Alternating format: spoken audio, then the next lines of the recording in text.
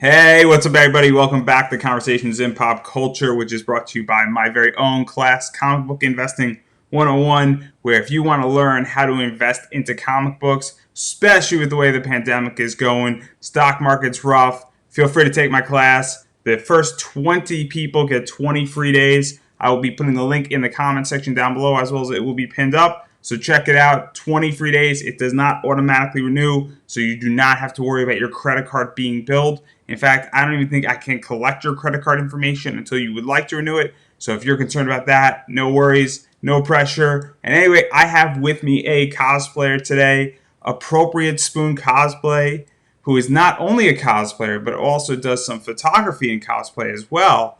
So welcome to the show. Oh, yeah. Thanks for inviting me on. This is cool. Yeah, I'm excited. And for those who don't know, maybe they can't tell from your accent, but you're from beyond the pond, across an ocean. And we're I am not going to indeed. go hash out a war here, I promise. But you're from the UK. So Yeah. I think the best place where to start is with you is how did you get into cosplay? Um, well, yeah, I guess I've been going to Comic Cons for a few years. I mean, they're not as big over here as they are perhaps in the States, but always been good fun. I was going with friends and enjoyed meeting the special guests, etc. Looking around the merchandise. But I did notice that people were in costume, and I thought, that's quite cool. I really like that. And I noticed that not all of them had, not all the costumes looked the same. It was clear that they'd actually made something. And I thought, that's quite cool as well. There's a bit of a creative aspect as well. So, yeah, got involved, and yeah, haven't looked back since. So that was about 6 years ago now. So, what was your first one that you made or wore or went out there? Because everybody has one or two things. They have more of a professional one they've done, and they have what is known as their first attempt or a closet cosplay. So, where did you even start with building your first one and wearing it, and what was that like? And it's Halloween, so we're not counting any Halloween costumes here. Sure. So yeah, my first costume was Bone Claw's Wolverine, so like the X-Men Origins film. Um, Mainly because there was a costume which I wanted to work on, which was going to take a while. It was Captain Black from Captain Scarlet, the old Jerry Anderson puppet series, and there was no way that I was going to get it ready for the winter cons because I decided like a few weeks before I was like, yeah, I'm going to give this a go. So yeah, I found the leather jacket online, and you know had a bit more hair back then, so I could easily sort of do it up. So that worked, and yeah, I found some bone claws, although they were designed for kids. They're supposed to strap around the hand, so there's a bit of modification there. I had to remove the claws from the sort of fake back of the hand, and it was terrible. I sort of made this weird system where they fitted into some gloves and stuff. Absolutely terrible. I look back at it and cringe now, but at the time it felt awesome. So what is that entire thing like, and what inspired that one in particular? Because obviously this is Logan Wolverine. It's not Wolverine X Men. It's not the yellow or X Force Wolverine. And obviously Logan Wolverine has more, I guess, R rated elements to it. Has more of a badassery, if that makes sense. Not saying regular Wolverine isn't more of a badass normally, but obviously it's more adult, I guess, is where I'm going with this. And there's also a little bit more, I guess, uncensoredness with Logan and the Logan movies versus the X-Men movies. And so, what was hmm that entire experience like, and really getting that and getting to portray that? And there's more leeway in many ways with that character. Yeah, I think there was a couple of things. So first off, I had noticed a few Wolverines at conventions before I decided to do it, and a lot of them, well, actually all of them had the adamantium claws. So I thought, yeah, actually, do you know what? That's going to be quite cool if I can do the bone claws because I've always thought they're really cool. It's actually his mutation rather than the sort of adamantium that's laid over the top. It's sort of the bare bones of his powers, really. So I thought that was really cool. So I thought I'd give that a go. And also, I thought as a real fallback, if I decided I didn't like it, I'm just a guy wearing a leather jacket that's done his hair up a bit funny, so I could always take the claws off. So that was that was my thinking there. Yeah, and even to go further beyond this, given that it was your first one, people's first cosplays are always complicated. And so I am curious a little bit about what were the challenges that you faced in building this and even building those claws and modification. And because there's different ways to go about cosplaying. There's people who buy all the cosplay stuff and then put it together. There's people who design everything and do it. There are people who design most of it and then obviously adapt certain elements of it. And then there's just people who commission out completely. And I think you've done a bit of everything. So, what are the challenges in really building out a cosplay once you have that idea? And we're going to talk about inspiration in a second here. I mean, I think it's I really like the process of sort of gathering like reference images and deciding, well, actually, you know, is this something that making that conscious decision? Is it something that I would buy? Is it something that I would make? Which elements fall into which category? As you say, some people will go entirely down one route. They want to buy everything. Some people want to make absolutely everything, and all of that is absolutely cool. I mean, it's whatever your time, effort, skill level, whatever you're feeling like, sort of lends itself towards, really. I mean, yes, early on it was, say, pretty light because I wasn't sort of throwing myself in at the deep end, so to speak. And it was, I think I just enjoyed the fact that, if you look at online, like how to modify kids' Wolverine bone claws, you're unlikely to find a result. I didn't. So, it was sort of working out with tools that I had at my disposal, like, how am I going to get this from something that clearly isn't going to work to something that,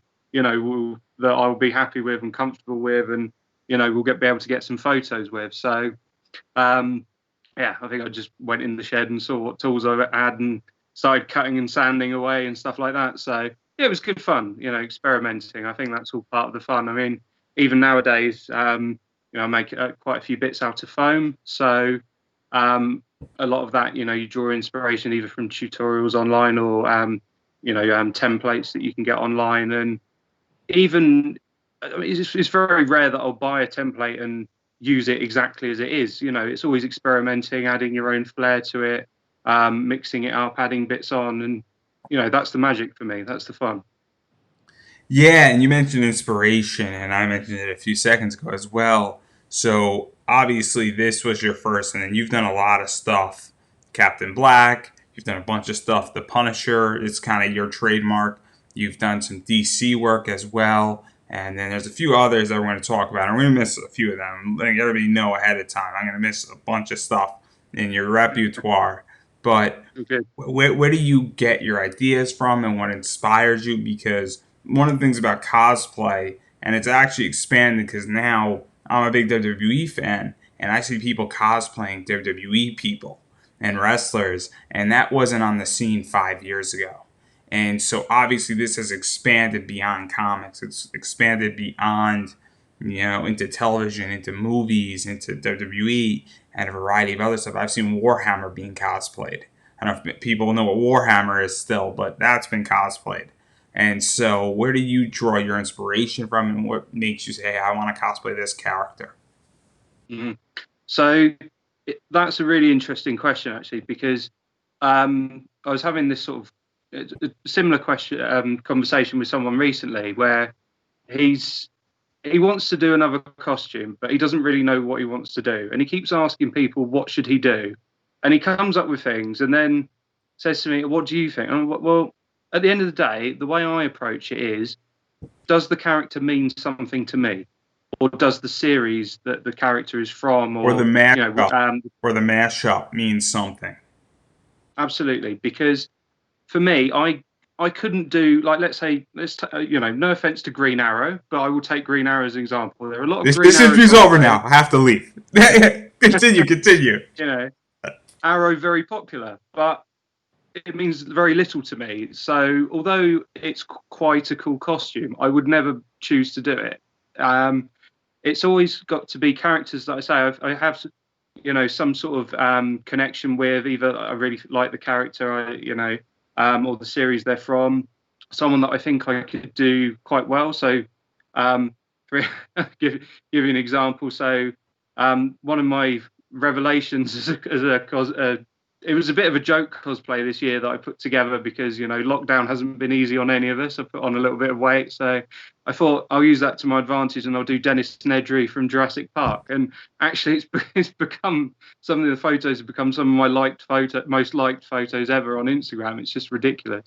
I say it was just a joke, I threw it together with bits from a charity shop, but it just it worked. And but that's equally not why I do it. I do it because I want to sort of evolve the experience beyond its source material and make it part of my own experience, because it's great. You can watch something on TV or at the cinema, play a game, but you're watching it. You're not part of it really.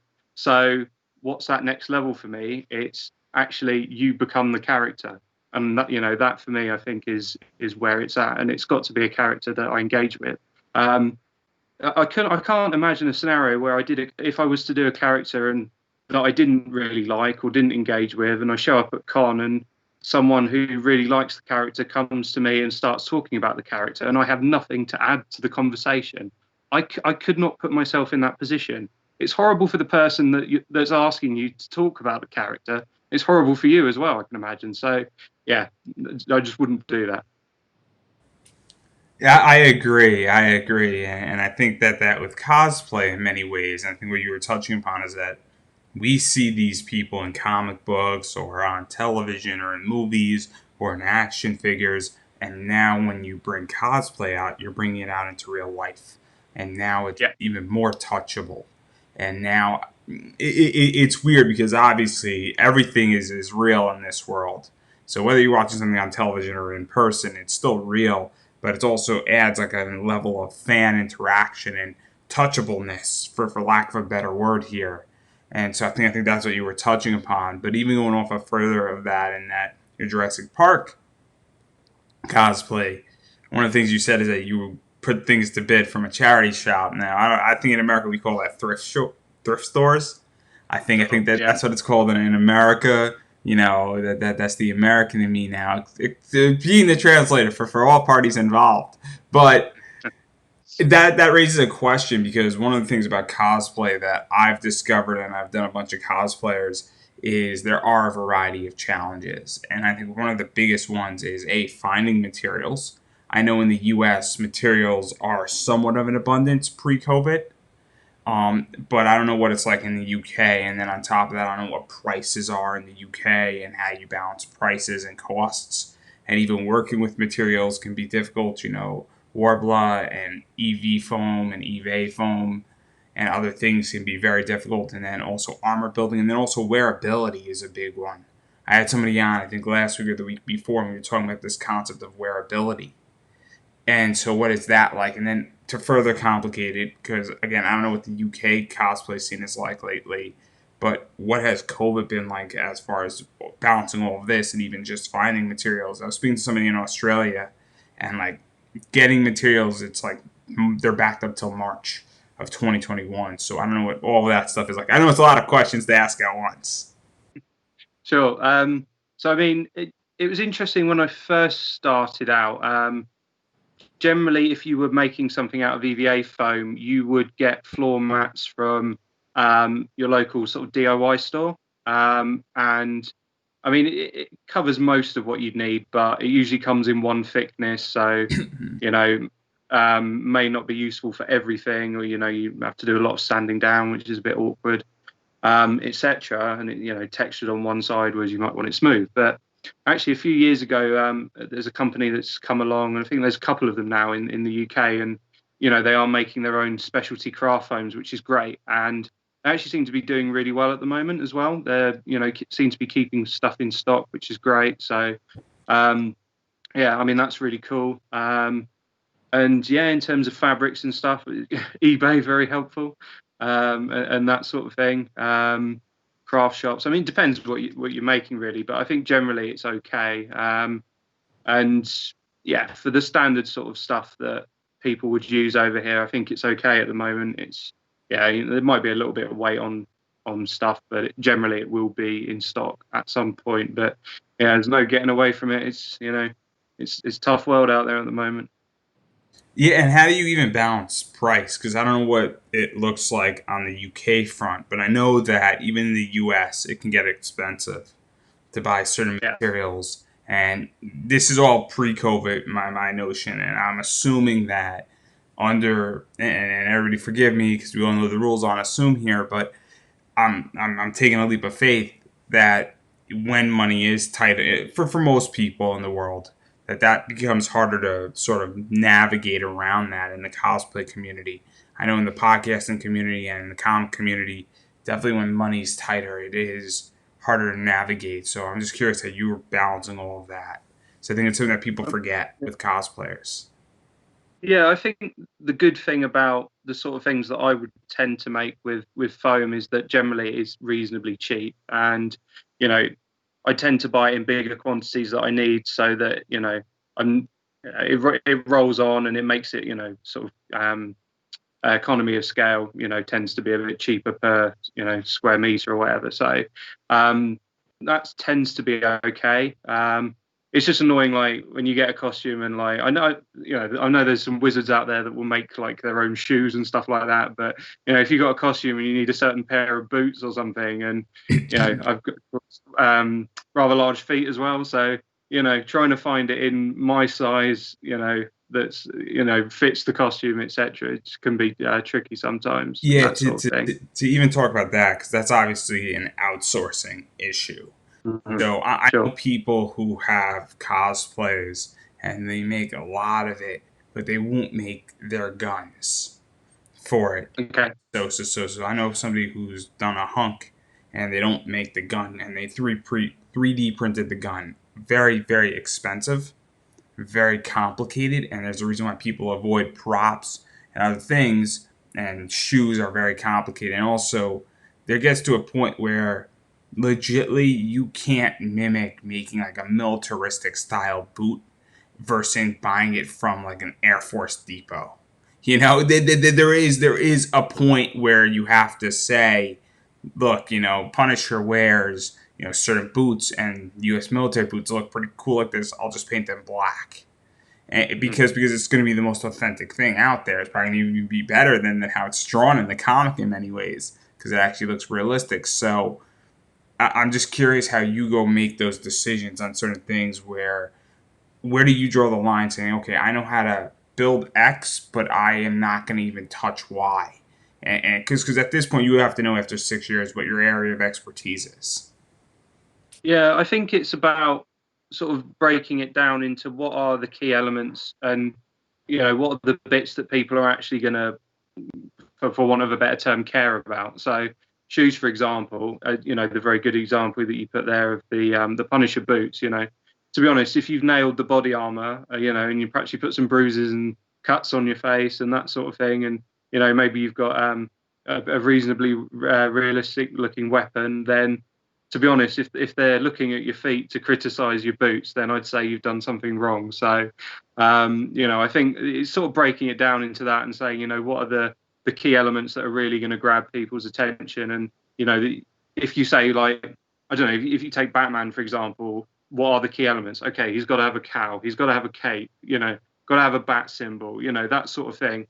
So does he need a batarang? Well, he does use a batarang, but it's not like an essential part of just being Batman, is it? So or that sort of thing. So I think it's approaching it like that. And and a lot of so Punisher is a good example. So he was a character that I started doing very shortly after Wolverine, and yeah, started with the sort of Tom Jane t-shirt and trench coat, and that's very much evolved over time. I'm very, Yeah, very let's talk about this. Let's great talk about this. So variation. we start with T-shirt, Punisher, trench coat. So how did that come about? Because we're gonna break this down. I think there's 4 or 5 of them that you've done. So what I like to call this is you have one Punisher cosplay with multiple variants. Is how I define this. And Okay. I don't know if people like when I say that. I call it variants. I'm a comic book guy. I'm a variant collector. That's how I view it. So start off with T-shirt Punisher is how I'm labeling it. So where did that come from, and what was that like? Because obviously there's a cool way to do that. It's simple. The symbol's already done more or less on the T-shirt, obviously, and you look like the Punisher. I mean, you're a big guy, and you're stocky. I think, and I say that with respect.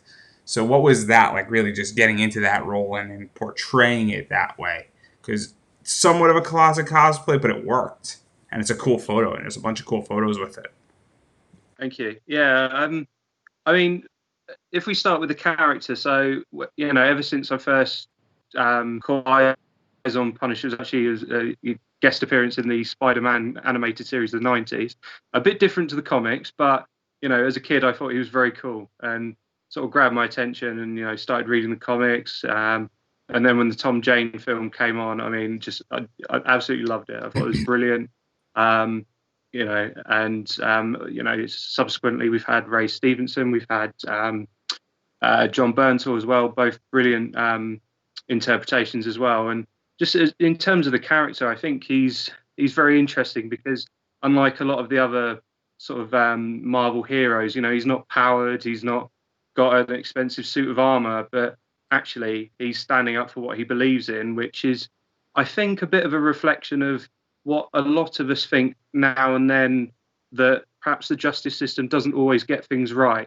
It doesn't always dish out the correct punishment that fits the crime. And, I think it's quite interesting that he sort of acts out what perhaps some of us think, should happen, and, we wouldn't necessarily take to the streets and say, no, you shouldn't have walked free. You're going to get shot at dawn for this. But, actually, sometimes we have those sorts of views and you think, well, this person only got 10 years, but they did this horrible thing. And you think, well, that's, I think that's sort of, where he fits. And I think that's really interesting. And, I've always liked that.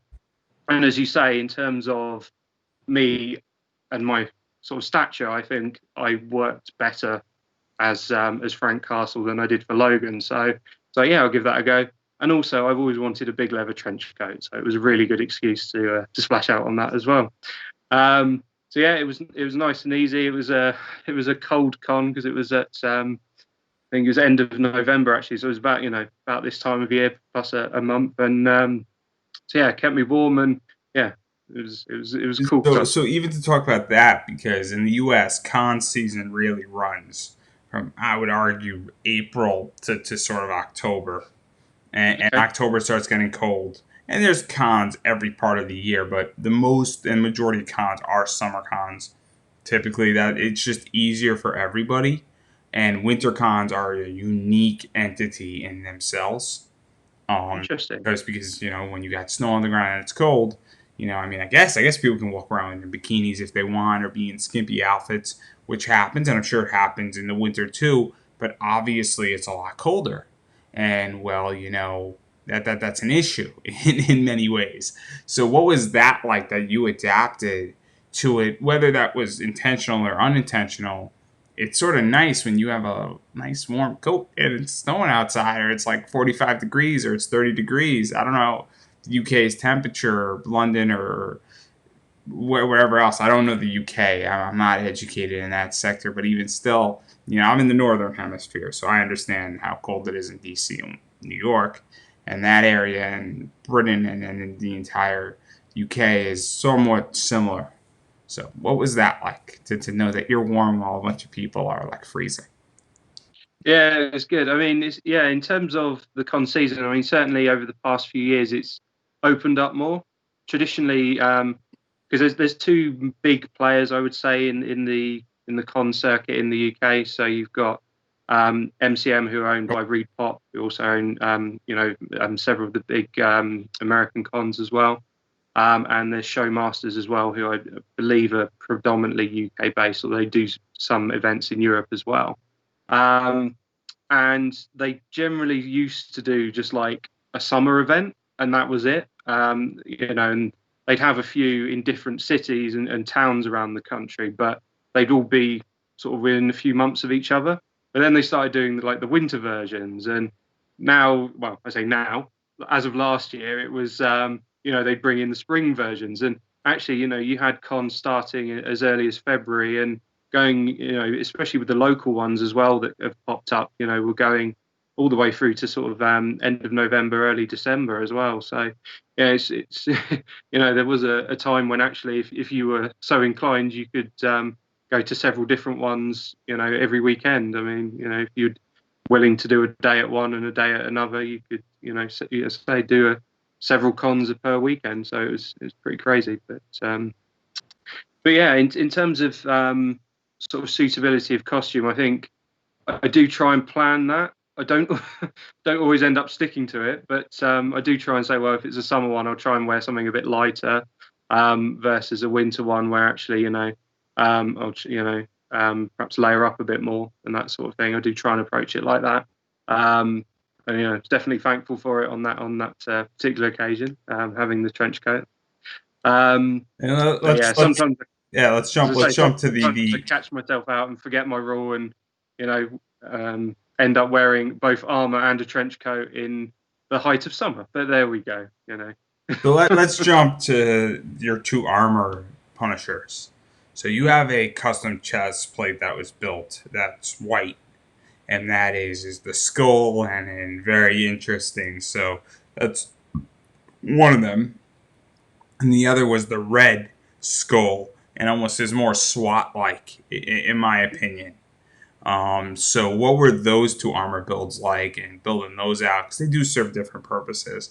I mean, Red Punisher is more bloody. It's more war oriented, and it's got a certain vibe to it. While the custom skull one is pretty cool, and it's obviously a cool version of the Punisher that is from somewhat of a different era, and it's more of craftsmanship, in my opinion, is the word I like to use when speaking of that. So, what were those two builds like, and what was it like wearing them? What was the reactions with them?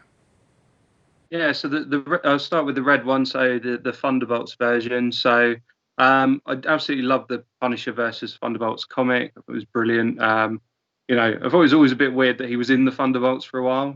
He's not particularly a team player; he's more of a lone wolf. So it was a bit weird that he was teaming up. Although the group was great, there was a great dynamic between him, Deadpool, Ghost Rider, for example, and a bit of a fling with Elektra as well, which was a bit bizarre. But yeah, then they all turn on him, and he does what he does best, really, one man war. But I just love that design. I say putting it into the red, that sort of bloody tone, I think was great.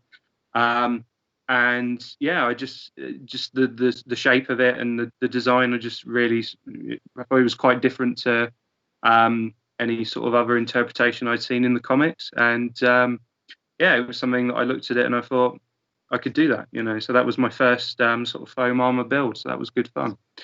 And yeah, I mean, it's, headache along the way, but all learning curves, and all turned out something that I was happy with. So yeah, it was good fun.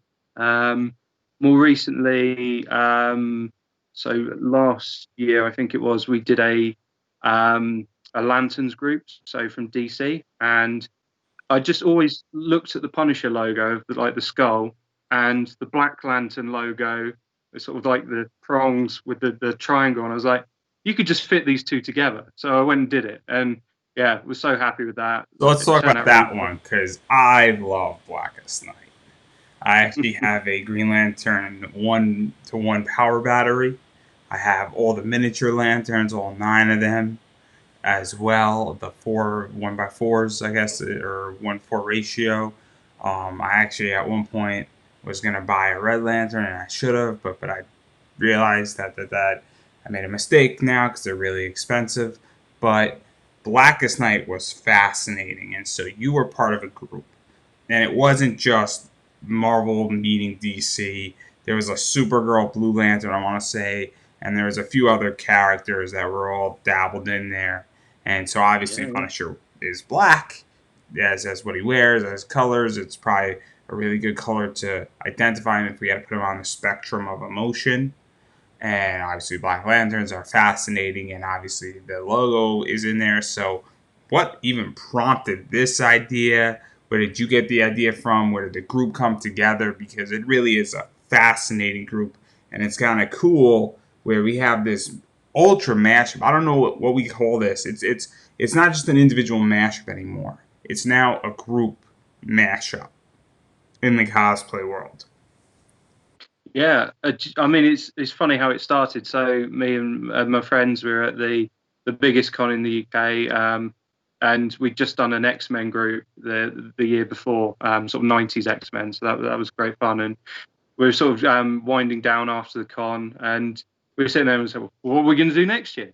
And we weren't really sure. We batted around all different ideas, but none of them really sort of hit. And I said, well, regardless of if we do a group or not, because we always do like a group for one day, and then the other 2 days of the con is kind of whatever we want to do, really. Um, and I said, well, I might do it just on my own, but I was just like, yeah, the Punisher logo and the Black Lantern logo, I can just see them fitting together, and I think that would be really cool. And I want to do something with lights, So in the end, I made a couple of airsoft pistols light up. So I took out all the airsoft mechanics and replaced it with some lights and stuff. But yeah, it just came to mind, and I just thought that would look absolutely cool. And sort of a zombie almost, zombie version of Punisher, I think would be quite cool as well. So yeah, I'd never done a mashup, and thought, yeah, that's where I want to start. And everyone else was like, "Oh, lanterns, that's really interesting," and light up, and yeah, just went for it. And so, what was the response? Because Blackest Night in the DC world, it's kind of the end of an era. It's that and Flashpoint ended the old DC and ushered in New 52. So, obviously, it was a major event that DC built and put a lot of money into it and put a lot of thought into it and put in a lot of storylines and a big crossover. Every hero in the DC universe is involved. Every villain's involved in Black Knight in many ways as well. And so obviously it is a redefining moment for DC, and a lot of people know it or have an inclination of what happened with it. And then what is that like? Because obviously there's press behind it and there's stuff behind it. And I'm not saying necessarily behind your cosplay group, but people obviously know it as I stated. So how is the response? Yeah, I think it's really powerful to be in a group at a con. Quite often, if people want to ask for a photo, perhaps they're a bit reserved if they have to approach a person in particular. And as a stocky 6 foot guy, sometimes people can find that a bit intimidating, especially when I'm doing characters that I would lean towards a grumpy character. So I think actually as a group, and where they just have to ask once and they get several characters in one shot, I think it works really well. And we got a lot of good comments. I mean, it was a bit of a shame because it was a summer con. The people couldn't really see the lights working so much, but um, a minor point. But yeah, it was well received. I mean, lots of people said, oh, wouldn't have thought of, like, for example, we had like a what do we have? Purple Power Girl, for example. That costume that my friend did looked absolutely awesome. And we had a yellow lantern scarecrow. Had Guy Gardner that was sort of, he had both the red and the green rings together. That was awesome. I'm trying to think of who else we had. So we had Jessica Cruz, Green Lanterns, yeah, Blue, Supergirl, White Raven. God, what was Pink? I'm trying to think what Pink was now. Sunfire. That was it. Yeah, we had such a great lineup, and I think really really caught people's interest. And then also catching people's interest is that you did another version of the Punisher, and that's Christmas version. And Yeah. this So one is fun. I mean, we're now entering the Christmas saga and the Christmas part of the year because, well, Halloween's over and there's already Christmas decorations going up and Christmas stuff is being sold. And now pretty much tomorrow, November 1st, Christmas is here, pretty much. And I don't mean the 25th of December. I mean, it's starting and you're going to see it. We're just zooming right past Thanksgiving, everybody. Right past it. Collect $200 and go through go. The board's a square. But anyhow, so this was fun because you got a candy cane as a weapon. I don't know if you have guns, but I know that you have a candy cane. which is a nice little touch. Obviously, his jacket is Santa Claus. Punisher as Santa is kind of grumpy and kind of, retribution and a whole new method. Cole is not ending up in your stocking if he's playing Santa. But anyhow, how did that come about? Yeah, there are a few one shots that Marvel have released perhaps over the past 15 years or so.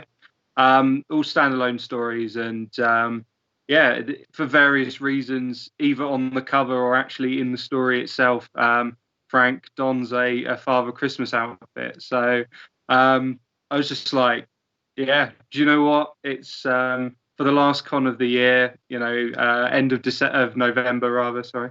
Do you know what? Let's give it a go. Let's see how that goes. And yeah, the candy cane, that was cool. So instead of perhaps torturing people with a bat or a lead pipe or whatever, actually candy cane, swapped for that. And yeah, still went with the guns.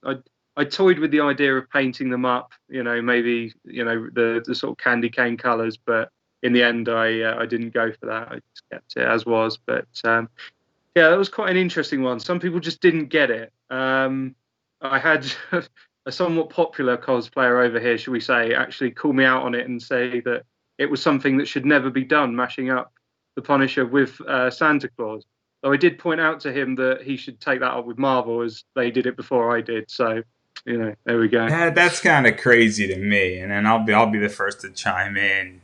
Is that a lot of things have been mashed up, and so for somebody to call you out on it, my theory is, and in my public theory is, I just got called out for something in a group, and it's either you have a bad product or somebody's upset because they didn't think of it first. And in my case, and what I'm thinking is your case too, person's upset because they didn't think of it first, and now if they go and do it, they might do it better, but they didn't think of it first. And that's what I think it is, more so than anything else, because we've seen top cosplayers do stuff, and that sometimes happens where they call somebody out, and then a year later they're doing it, and well, lo and behold, we have to ask the question. So it's probably the latter, because in my circumstance, and legitimately my problem is a day old, and it's the latter, not the first. So that's what I'm thinking it is. But we don't have to get into the controversy of that. I mean, at the end of the day, I don't really care, to be quite honest. I was having fun, and that's as much as I care about. So That's something also that I think is really important. Where I think a lot of people forget that cosplay is supposed to be fun. I was speaking about this with somebody, and the term professional cosplayer is very toxic because it adds a lot of problems onto what cosplay was supposed to be and what it's meant to be. And if you're a cosplayer getting paid, I'm happy for you, but at the same time I'm also very much saying that, hey, cosplay is for everybody, and it's meant to be fun. It's meant to bring characters to life. It's meant to create a fan interaction, and I'm happy that you're making millions of dollars doing it, but you also have done damage to this community at the same time. And I think that there needs to be a healthy conversation about that. Because you just say, look, you're having fun, and you want to enjoy yourself, and you want to have a good time with it. And you were having a good time with this, and I'm pretty sure that somebody you're getting called at, it's not fun. For you, and you're saying to yourself, like, what the hell am I doing? Because when I get called out for doing nothing wrong, it's never fun. And I'm a bit of a brawler. I'm a bit of a fighter, but I digress. But I think that that's as controversial as I want to get on the topic. Unless you want to dive further, I mean, it's all up to you. I mean, all I'd say is actually it's interesting this year how certain members of the cosplay scene have shown their colours, actually, because um, there's been, like, take myself for example. So I've seen it as a real opportunity, to actually slow down a bit on what I'm doing. Whereas, like, before, especially if we're doing a group, for example, there'd be pressure to get a costume ready for a particular event. And then, you sort of do the con crunch, force it through, and, inevitably the bits that you regret. And I think now it's good to actually take the time. And, I think I've honed my skills a bit more, and I'm thankful for it. And actually, same with photography as well, invested in some backdrops and some lighting, and been having good fun with that. And actually, it's funny because people say, are you missing the con? And I'm like, well, I'm missing the people I meet there, but actually, do you know what? I'm doing so many, fun things at the moment outside of cons that actually it's, yeah, apart from, my friends that I can't see necessarily, actually, the con itself, not so much, I need another picture in front of the same roller door? Probably not, can probably deal without that. But So to even talk, where I was going with this was that actually some people are now trying to monetize their costumes, whereas they wouldn't previously. So it seems to have moved on from Patreon to OnlyFans, and people aren't necessarily making costumes anymore. They're just stripping off for for their followers, and I don't know, just well, as a there guy that goes doesn't my have that business. particular look, I suppose that's quite difficult. But not that I would anyway. It's not why I'm here, but it definitely seems that there's been a real hard push for So OnlyFans in the past few months. this is something that me and somebody had a conversation about, and it was publicly open, where so before we started this interview, I'm going to give everybody a little insight. Part of the reason why I'm doing this is that, and why I'm doing a lot more male cosplayers at the moment, is because male cosplayers do not get the attention they deserve. Cosplay is, as far as the amount of social media attention, is very skewed in one direction, and it's definitely skewed more to the OnlyFans position and the Patreon set. And I'm not saying anybody can't do what they want, but I'm also not going to lie and pretend what it is and what it isn't. It has definitely gotten more risque, more pornographic, is a fair position. And look, I'm a capitalist. I'm very libertarian on how I think and how I feel, and I am all for it. Again, if you can make millions of dollars doing this, and you're young and pretty, be my guest. That's not what I'm not going to stop you, but I'm also not going to pretend that it's wholesome either. And also during COVID, and on my end, I've lifted up a lot of indie comic creators and a lot of people and a lot of voice actors and a lot of indie wrestlers by giving interviews and buying their shirts and things like that.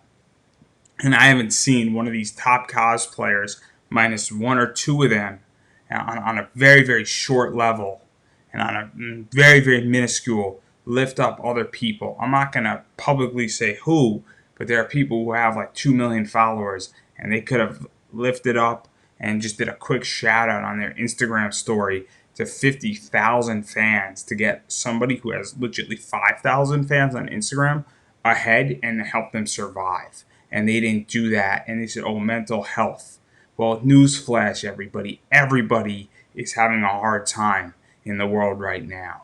So mental health on this one, if that's your excuse to go back in the cave, that's not an excuse anymore in COVID, because everybody's with you in the cave. Now, I get that, and I say this not to be mean and not to be tough, a little bit tough actually, but it needs to be said that I am with you in the cave. And by the way, we're neighbors in the cave. So if your excuse is COVID to go back into the cave, that's just bullshit. And that's exactly how I view it. I get it's controversial, but I also think people need to grow up and become adults, and we're starting to see who people are. I mean, if you have serious issues and you're suicidal, I'm there with you. I'm a phone call, I'm a DM away. But if your excuse was COVID made me do that, then I can't walk alongside of you. And with a lot of these cosplayers, they went back into the cave, and then 3 months later, they came out with OnlyFans showing their tatas. And they were doing it anyway, but it became a whole new level. And there goes my OnlyFans business. And I don't strip on my OnlyFans. I legitimately teach you how to make money. And by the way, my OnlyFans is $5. In case anybody wants to understand that, I'm legitimately charging you $5 a month, and it's going to be 10 in January. But some of these people are charging you $50 for a 5-minute video of them doing it, and that's my point. So I think that needs to be said in many ways, and that's partially why we're doing this. And I get super controversial what I just said, and I get why I off put people. I completely get it, but it's refreshing at the same time on my level to actually call out this, and I think a lot more people agree on my side than not. But we could digress because I'm not going to make you answer that question because I'm already controversial enough and I own this, so it doesn't really matter. But anyhow, you mentioned cosplay photography, so let's talk about that because that's way more interesting than me ranting for 5 minutes straight and then cutting this up and then putting out into a soundbite later on, or somebody else will take it out of context when I run for senator in a U.S. state sooner rather than later. So let's talk about some cosplay photography. So how did that come about? Because that is so different than cosplaying and doing things. And also, you're a cosplayer, so you're kind of one of the people when you're doing it. Because we see with cosplay photographers, a bunch of them are photographers and they enjoy doing this, and it's a hobby for them, and they're good at it, but they're not a cosplayer. And so it kind of gives you more insight. So I'm just curious how you got into that and how you approach it, because you probably know from being snapped and from doing some professional modeling and cosplay work that what works, what doesn't work, what's uncomfortable, what's breathable. If you got somebody in like a 50-pound Batman suit, no offense, but that thing is gonna get hot really quick. So what is that all like? Sure. So yeah, even as a kid, I really enjoyed taking photos. So yeah, it's always not necessarily cosplay photography, but photography in general has always been an interest. And yeah, sort of it was becoming quite apparent that a lot of the photographers at the cons are there for the scantily clad The ladies, shall we say? girls, the boobs, the Lambo. Yeah, and trying to get photos from some of the photographers was quite difficult. So I thought, well, I've always liked taking photos, so I'll get a decent camera, which I did. And then, like, as I always go with my group of friends. They were like, oh, sort of became their like unofficial photographer.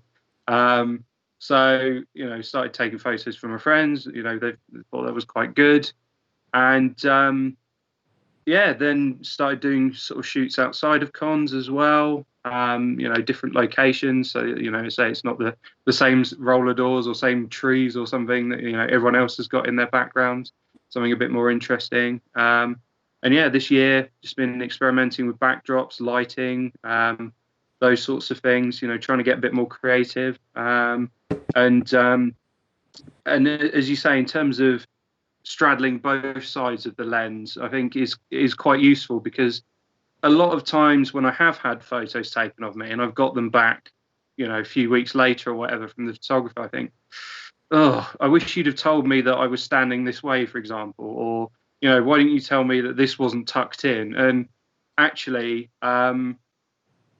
sort of having been through that process myself, when I'm doing photos for people, I think I do sort of warn people. I'm like, I'm not being horrible to you. I'm just trying to get the most out of the photo. So if I tell you to, tuck your arm in, or put your hand up, or don't pull that stupid face or whatever, then it's just for the good of the art, really, rather than being mean to, to the person that I'm photographing. So yeah, and I think because of that, it helps create something that's good for everyone involved. Yeah, and I tend to agree, and I also think that it's very refreshing for people who you work with that they have somebody who is a fellow cosplayer doing it and understands how it works, and also knows the insights, because even though some of these people, especially people, there are cosplay photographers who have for 10 years, and it's great that they have and they know a lot of stuff, but they can't know everything. And I think Mm. it's beyond refreshing when also it's one of your kind. It's very nice when somebody who in my sector interviews me and is a professional the way I am, and they know how to conduct something, or that when somebody is in that sense, because it's kind of like one of your own and one of your group and one of your clan, for lack of a better word, and it's coming from the inside versus the outside. Mhm. So I definitely want to talk about that, and also I want to talk about your Back to the Future stuff, because you got a really cool shot of that Lego Back to the Future thing, and what was that Yeah, like? Because I know that that's something you took a photo of, and for those who don't know, it's Lego Marty McFly, I believe. So yeah, so somebody decided to cosplay as Marty McFly, but the Lego version of Marty McFly, which I don't know. I don't know if there is one of that. I don't know if Lego actually did the Back to the Future set yet. They might have done something, but I don't know the full extent of what was that entire shoot like, because that's just a wild one that you've done, and I think it's the best example to use as far as cosplay photography goes, because it's yeah. crazy Thank what you. happened. He's holding the Almanac. Oh, it's so good. Thank It's just such a good photo. thank you, thank you. Yeah, that was a couple of months ago. So yeah, I definitely shout out the model. He's the minifig Rhythm on Instagram. So yeah, he's a big Back to the Future fan, and as well as you say, is doing the sort of Michael J. Fox version, should we say, the actual person. He has the Lego head version as well, which is really cool within the sort of clutchy Lego hands. Something a bit different, a bit unique. Hadn't seen really many Lego costumes before, certainly not Back to the Future. But yeah, he's great. He's got all the props, the hoverboard, as you say, the almanac, and those sorts of things. And yeah, just went down to a local industrial estate, but made it look cool. And also, did a bit of photoshopping for the first time in several years. Got the DeLorean in there. So yeah, I was really happy with that one as well. I'd say just this year, I think, has really given me the opportunity to um, just practice these things, which, if it's with a normal, like let's say, normal year, and you go to a con, take some photos of people, they're really sort of hounding you. You've got all different people hounding you. Can you get the photos to me? When I mean, I tend to think I turn around pretty quick in comparison to some people, but um, it does sort of mean that it's kind of more standard editing, and I don't get to put much of a flair on it. But whereas with this shoot, I think really, it was great because I mean, we're good friends anyway, so there was no massive pressure, but equally, did sort of take my time a bit more with it. So that was really cool. Yeah, that's kind of cool as well. Where there is this idea that when you have time to do something, you can put effort and you can put the bells and whistles into it, and you can take your time. You could actually think. And I'm not a photographer, and I don't know exactly how to edit things and put things together, but it still is nice that you could play with lighting, and obviously you could use Adobe Lightroom or Photoshop or some other stuff out there. I know there's a few competitors to that. I know very little about this, but even to like get certain things and actually bring it out, because people don't understand. My dad's a big photographer, and what people don't understand is that you take the photo and you need to have a good photo to start when you're really pushing things forward, but then you edit it and then you build it out and then you can change it and then you crop things and then you could clone things or remove things and whatnot. And so there's a whole other side, and taking the photo is probably the easiest part in reality. It's really bringing that stuff out and then capturing and then really processing it as well, and that just takes time. And then also I'm sure I don't know what you work on, PC or a Mac, but it's obviously Control Z is probably your favorite, button to use on your computer, or Command Z, in this circumstance, I would imagine. So I just want to make everybody understand that this is not just snap the photo; it's perfect. It takes time to process it. You need something good to start with, but you definitely need to development development and develop it. Wow, I can't speak. Um, Develop it and then edit it. And we're not talking about putting it in a dark room. We're actually it's all digital. But for those who don't know, so I just want to give props to that because I think a lot of people miss that and don't understand it. And believe me, I'm not doing that at all. I have no desire to be a photographer and go down that path. It's not for me. I have my hand in enough pies as it is. So I just want to give you credit for it and let everyone know. Yeah, I mean, absolutely. I could literally give people the files straight off the camera, but I doubt they'd be that interested in them, to be quite honest. And as you say, um, I think part of the fun and the creative process, as you say, is applying an effect, see what that looks like. Actually, not quite what I was after. Go back, try something else, and at the end of it, perhaps coming up with something either that you had in your head to start with, or actually it's opened your eyes going through that creative process and coming out with something actually that was way better than what you planned to start with. So it's as much of a journey as actually getting there and setting up and taking the photos, as you say. And I'm sure that I edit my podcasts a certain way, and I've had other people edit it, and I've gone through my version versus their version just to see how it's done, and we have different ways we do it. And I'm sure that the same photographer can get the same image, or you could give somebody you give four photographers the same image and they would all edit it differently. And so very much, and I just want you to speak to people who are looking for cosplays, photographers, what should they be on the lookout for, both in how things are shot as well as how things are edited. Because I was speaking to a referee and we were speaking about gatekeeping in wrestling and training. Everybody has a different training style. Everybody has different things that click with them. And so sometimes somebody is tougher on you, and sometimes they're a little bit meaner because, and sometimes that works better with people. And I would imagine the same thing is with editing and photo shoots and things like that, where clearly sometimes somebody might not be the right fit with you, or you might be the perfect fit for somebody else. So, Mhm. what advice do you have for people and you want to give to them in that entire sector? Because it is a unique sector and it's not happening for a while at the con and then even outside of cons because of COVID, but it is going to come back. Sure. Yeah, I think it's like not necessarily just like if you're a cosplayer at a con, not just throwing yourself in front of anyone that's there with a camera. I think if you're someone who's on Instagram, for example, look around beforehand, see who's going to the con, and saying, well, actually, how do they edit their photos? What sort of angles do they use?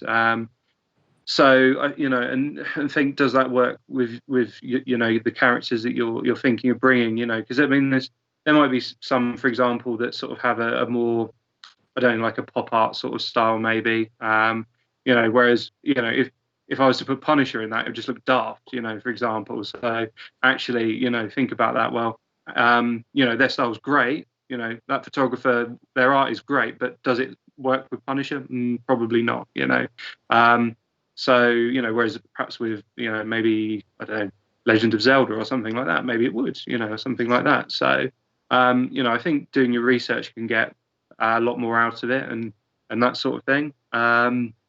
And also, there might be one of my good friends, one of my favorite photographers, very much likes to sort of more or less work in darkness and then put the lights in to sort of capture some dark and gloomy details, for example, which is I've taken a lot of inspiration from. So I think I get a lot of my best out of that, where it's sort of more in darkness rather than in light, and that sort of thing. And I think if you're going on the photography journey yourself, I think just play around and come out with different angles and different effects and that sort of thing, and decide what what is your niche and what you're really interested in. I think that lends itself to with the cosplayers as well.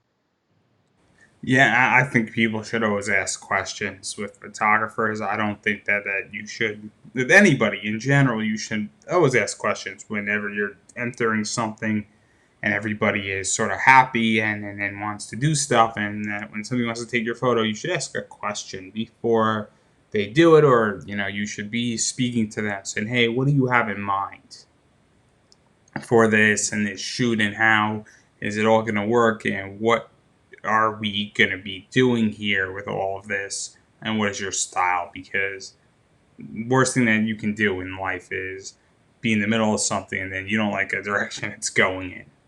It's never a good thing, because obviously I don't like it in my world, and I think that it's insulting to the photographer if you're like, "Oh, I'm done," in the middle of the shoot. It's like somebody just took time and effort, and I think it's just disrespectful. And so you should probably hammer out some stuff beforehand, I really think. But we could table that unless you have anything to add to how that should work out. Yeah, I mean, I think, as I say, either planning, beforehand, and then sort of having perhaps a hit list, so to speak, of photographers that you might like to work with. And also think about what sort of poses and that, and have a dialogue beforehand if you can, or not necessarily before the con if that's not possible, but as you say, before you start posing or whatever, talk about it. And you know absolutely, the worst thing you can do is just go along with whatever one party says, and then either the photographer is going to come out with an image that they're not happy putting their name to, or the cosplay is going to come out of it and go, that's not one of my favorite photos. They're not going to get a Or wow from it. or the concern for the cosplayer can be, that's not what I want to project my brand to be. Because that's the thing, is that photographers have an idea, and I'm sure that you have an idea what works, what doesn't work. I'm a big fan of Ink Master, and sometimes your tattoo artist knows better than your client, saying that's a really stupid idea. Like, yeah. And sometimes you have to convince your client on something, but also I think that as a cosplayer, you have to know your brand as well. I speak to a lot of indie comic people, and if you're writing a children's book, you can't drop a fuck in the middle of your kid's book. If you're writing an adult book and it looks and the art's very childistic, but then that's the whole point. You can do whatever you want. You could always go down. You can't go up. So you can always have if you did a naughty shoot, you could always PG it down. You can't PG up a naughty shoot if it's a PG cosplayer. And this isn't a shot at anybody, but obviously I think communication is key also. And also I'd imagine that sometimes certain photographers don't want to shoot certain things as well. And what if the cosplayer wants to do that? It's not really appropriate to put a photographer, much like a photographer shouldn't put a cosplayer into an awkward position. Yeah, I mean, a friend and me did Streets of Rage a year or so ago, Axel and Blaze, and a friend of ours that is a photographer, said, "Oh, love Streets of Rage, played that back in the '90s. Can we do a shoot?" And like, yeah, absolutely. And we didn't really talk about what it was going to look like. It's because the photographer's more her friend than mine, so I was letting her sort out the details. And I mean, like it landed up with the photographer asking us to get into position. Like basically, he wanted to Photoshop out the scenery and make it look like we were doing the moves from the game. But you know, could have been cool, but just neither of us were comfortable doing it, and it just looked so stupid at the con. And do you know what? In the end, it probably didn't work because we never even saw the images. So, it was an absolute waste of time, and we just felt like absolute idiots at the time. And I think that was a good example where just talk about it up front and set your boundaries really. Yeah, and to talk about that cosplay, because it's kind of a cool one in many ways. It's outside somewhat of the norm. It's a throwback, and obviously Axel Stone and Streets of Rage is old school. I think it's old school gaming, right? Mhm. So what is that like to go back, and because some people know it, some people don't, and so what is it like to go and have an old school cosplay in many ways? to because you Do you know what? mentioned they brought it up. Yeah, I mean, I'm just quite used to that sort of arena, really. So Captain Black, it's one that most people will just completely pass by at the con, don't have a clue what I'm doing, don't care. But it's great when there's the one person, who um, perhaps watched Jerry Anderson shows with their dad, 20, 30, 40 years ago, stop and go, oh my God, it's Captain Black, and then you have a great conversation about it, and I would much rather that than, I don't know, do a Deadpool and have 50 people go, can I have a picture? Thanks. You know, and, I'd much rather have a conversation about the character, about the series, and that sort of thing. So what is that like? Because obviously, when that happens, you have this old school, and maybe at a con, if there's 20,000 people, statistically maybe 10 people on a good day will know this character, but those 10 people are super fans. So Mhm. there is a division between I like something, a fan, and a super fan. And so, Sure. so as a person, because obviously everybody knows Punisher, everybody knows Logan. We didn't get to talk about your Sandman thing, but everybody knows that character as well. But not everybody knows Captain Black. I don't know exactly who Captain Black is, and I had to look it up during my research for you. So I don't know who this character is. I am not a super fan. I never heard of this before. But at the same time, I recognize that a bunch of people have, and those are your super fans. So how does that make you feel when you do that? I think that even Axel Stone is also very similar to that, where it is a very niche audience and it is a very super fan position. And those people want to talk to you, and you make their con in many ways. Yeah, I mean, I say I'd much rather that than just lots of people just casually liking what I'm doing, and I'd much rather have a chat with someone about their experience with the character and the source material than just have to pose 50 million times for some people that are just vaguely interested in it. So for me, I think that's great, and I've had some really good conversations. I met some friends over it as well, people that, because of the shared interest, we've kept in touch over Instagram, and, we meet up again at the cons subsequently. So, I think that's great. And, totally what I'm there for. And actually, interestingly, I've had the sort of opposite thing where, so I was doing Clock King, the Temple Fugate version from the animated series from the 90s. So, I was with a couple of friends, and I think they're doing Captain Boomerang and I can't remember what the other guy was doing, but were more popular characters, more well known. So um, he came to ask for photos for them, and he turned to me and said, "Really sorry, I don't know who you're doing." And I said to him, "Oh, it's the Clock King," and he's like, I don't know him." And he was like, "Fair play to this guy. He wasn't just like walk away. I'm not interested. I've got other stuff to see." He was like, "Can you tell me about him?" So I did, and I said I was quite interested in the story, and he's quite keen on punctuality, and his whole world is sort of thrown upside down when someone tells him to just mix up his schedule one day, and has a real grievance against the mayor and that sort of thing. And it's from a series, the animated series, which I think is absolutely amazing. Love the Art Deco style. The characters are pretty much all of them are the definitive versions of Batman characters for me. Incredible. And at the end of it, he turned away and went, "Do you know what? I'm going to have to find this episode. I'm going to have to find out more about the Clock King." And that was awesome. That was brilliant. So I I don't think you can put money on that sort of thing. It's those sorts of encounters and conversations that I just think are brilliant. And as well as meeting friends, that makes the con for me. And get a real buzz out of that. And so even to talk about cons, and I don't want to keep you much longer. I promise. I promise. 15 minutes, 20 minutes at the max for All those good. All good. who are out there watching, wondering when this is going to end up. But talking about cons because you just mentioned it, and you said that you sort of don't miss cons to some degree. As far as what they do, you sort of miss fan interaction, and I think a lot of people do as well. But I guess my question is that COVID-19 is obviously decimated cons. New York Comic Con was canceled. San Diego Comic Con was canceled. Emerald City was canceled. Awesome Con, which is in DC. And then for those who don't know, Awesome Con was supposed to come back next April. They moved it back to August.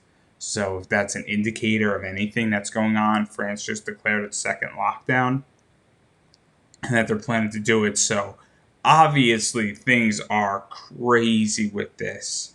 And so I don't know what the UK looks like with COVID as far as conventions and how they're being handled, and even how comic shops and other things in society is being handled. So I think that that's a great place to start, because in the US it's very complicated, and I believe rightfully so, because we are very much a state and federal two system oriented country. There's a whole question of freedom and then a variety of other things that is debated beyond anything. And what is right for Tennessee is not right for Washington, D.C., and is not right for Connecticut, which I will be ending up relatively soon in. So and I don't know what the UK is like as far as cons go, though, is really what I'm wondering.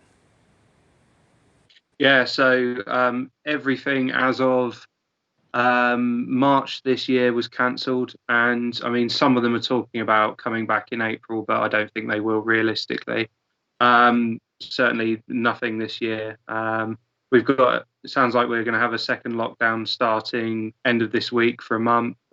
So yeah, still crazy, still crazy. But I mean, really, I wonder, even when they do come back, is kind of a side thought, but how is it even going to work? Because, That's my question like, to you, because yeah, I mean, like, take the special guests, for example, which that's my are, question to you. a big pull for the con. Like, what agents are going to let their clients, actors, writers, artists, or So whatever, even come to I'll these? give more insight, because I know this. I wrote an entire article that nobody read on my Okay. website. Literally nobody has read how a con works and how your ticket works, which is crazy when I talk to people and they're like, "Oh my god, I had no idea."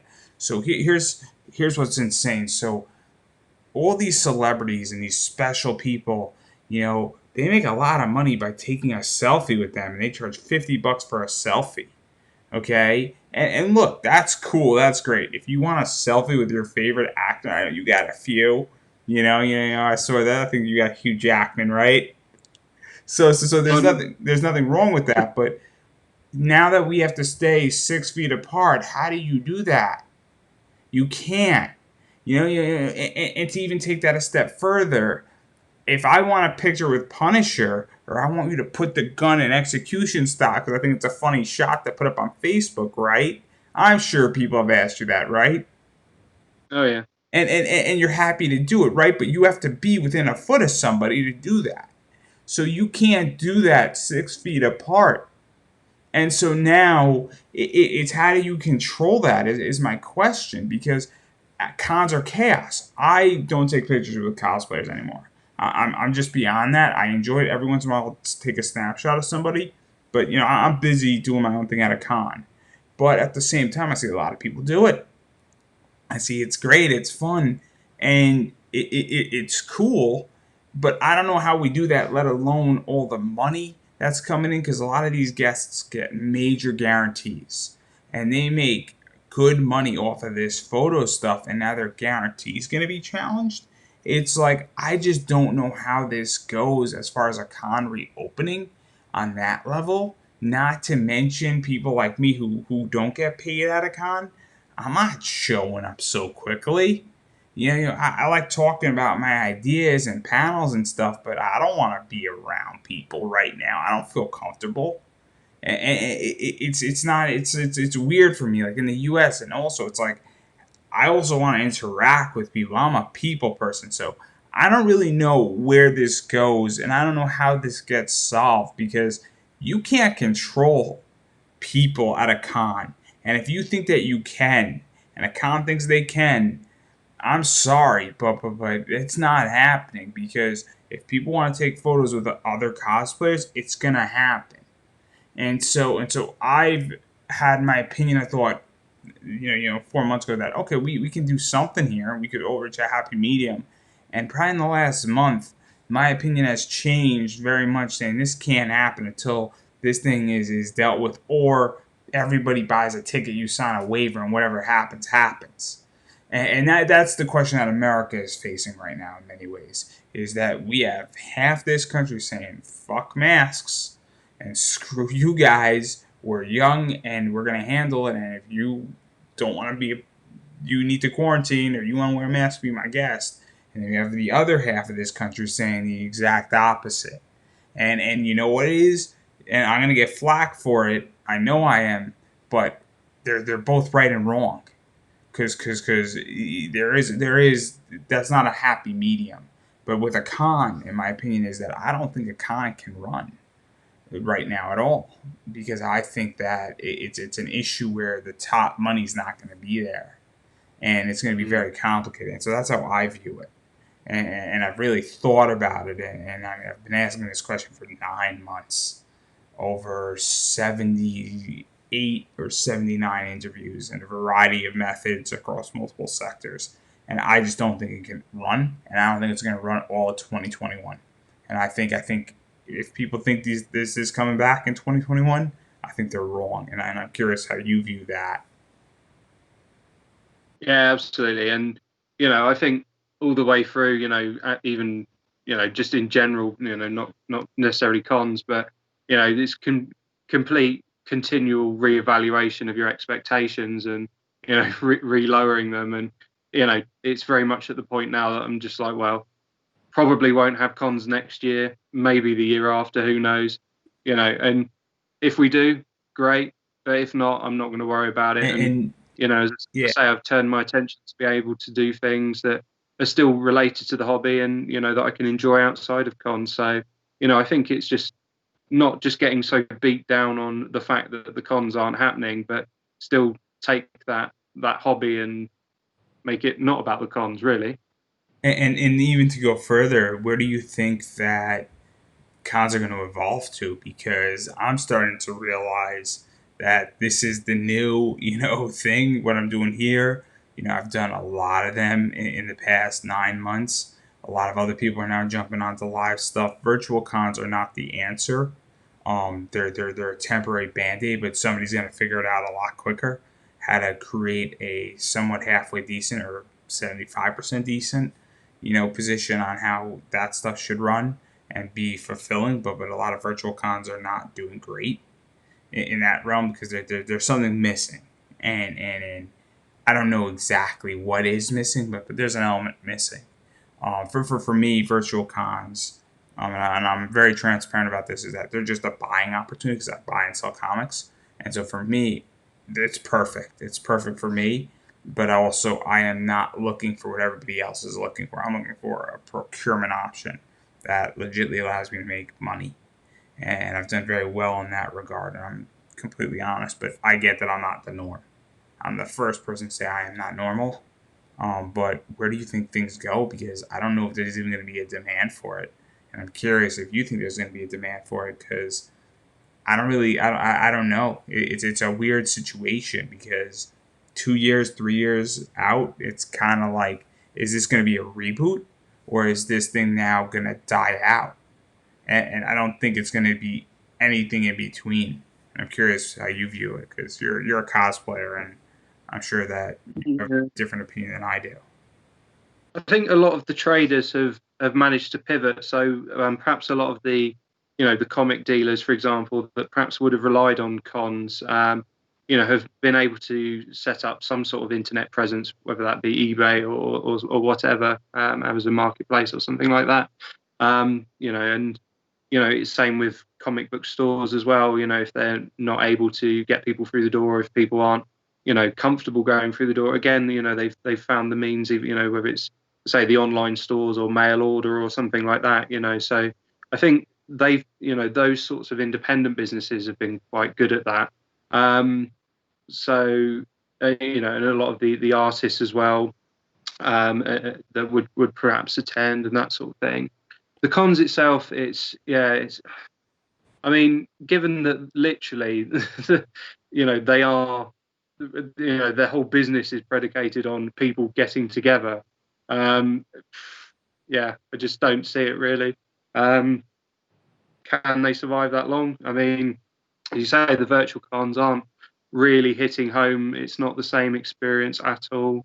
And generally, the content doesn't seem to be quite what people would expect either. So, okay, it might have an initial sort of, cash flow boost, but I just can't see that as a long-term fix to, to keep these companies going. So I wonder if, actually the companies, besides the con and how you manage it and put that to one side, will these companies even be there when we come out of this? I mean, that's what I wonder. But yes, time will tell. Well, there's a reason why they're going to fail because they're not booking me. I'm Nah, exceptional, but obviously. I digress on that point. That's a different discussion for a different day. And yes, I'm egotistical, everybody. I assure you, I am egotistical. I take full ownership and full responsibility, and I extremely own the topic on that point alone. But it's not about me; it's about you. And I think this is the best place to end. But before we end, I'd like to give you an opportunity. Where can people find you? Because I know you got a Facebook page. I know you got an Instagram. I don't know if you're on Twitter. I don't know if No. you have, a website where people could pick up your services. I know that you're in the UK, but there's a variety of things that are out there. I don't know if you have prints or like a store NV or NYV. I don't know what it's called, or Patreon or an OnlyFans. Yeah, OnlyFans doesn't have to No, be no, pornographic, guys. I have an OnlyFans. There's no no, porn in it. absolutely, absolutely. No, no, I'm quite clear from the start. I'm not looking to make any money out of this whatsoever. It's all for fun. So you will never find me on Patreon or OnlyFans. So that I can guarantee. But fair play to anyone that does. Absolutely fine by them. Not a problem. But it's not why I'm in it. So, but yeah, you can find me on Instagram. So that's Appropriate Spoon. You can find me on Facebook, Appropriate Spoon Cosplay. And if you want to get in touch, you can always drop me an email, appropriatespoon@gmail.com. Well, we're gonna end there, but before we do, I've been saying this all along. So you don't have anything to sell, which means that everybody should go follow you on Instagram, like your Facebook page, because even though somebody doesn't have anything to sell, you should still go like their social media, and that's their product. And I'm beyond the point here where you have to support indie, you have to support people who are doing cool projects, you have to like it, and he's giving you a free option. The free option is Facebook page and Instagram. And unless you don't have electricity or internet in this circumstance, that's the only out you have at this point. So I seriously recommend everybody that at this point you have to support independent creators. They need your help. The big guys, it's great. The big cosplayers, wonderful. But somebody who has 4.1 million followers on Instagram does not need you to like their Instagram photo. Small people need it a lot more. And here's the thing, it's not that you have to choose anymore. You can do both. You can do both. And so if you like, indie people and you say, hey, man, great interview, super stoked, definitely consider liking Appropriate Spoons Instagram and Facebook page. No, don't consider. Do it. Do it. Yeah, no more considering. Just do it, everybody, because it's time that you supported people who are on the up and rising. And here's the thing: I think if you go and find his Instagram and find his Facebook page, you're gonna find some awesome cosplay stuff on there, and you're gonna be super excited and super stoked that you actually came and looked, and you're gonna become a fan. So please go do that. Super important. And the only excuse you have is if you don't have internet or electricity, but you're watching this, so obviously you have something that I want. So get in contact with me, and you don't have internet or electricity, which means that you have a way to communicate, and there's an opportunity for me to make money. And you to make money as well, but more importantly, me make money with this new technology that we have that will revolutionize society. That's your only excuse, but most people have internet and electricity that are watching this. So go check it out, go support him, as well as support anybody else. And thank you everybody for watching, and I absolutely appreciate Appropriate Spoons for being on. Hopefully he won't get his Punisher costume and execute me, but it could happen. Luckily I'm in America, so there's an ocean between us. So I feel a little bit safer. He's at least an airplane ride away. At least. So I feel a little bit safer in that regard. But beyond that, no, seriously, go support. Seriously, guys, you know the drill. Got to support indie. It's super crucial right now, especially during COVID. And I think that's a wrap. Thank you so much. Great to be here. It was wonderful having you on.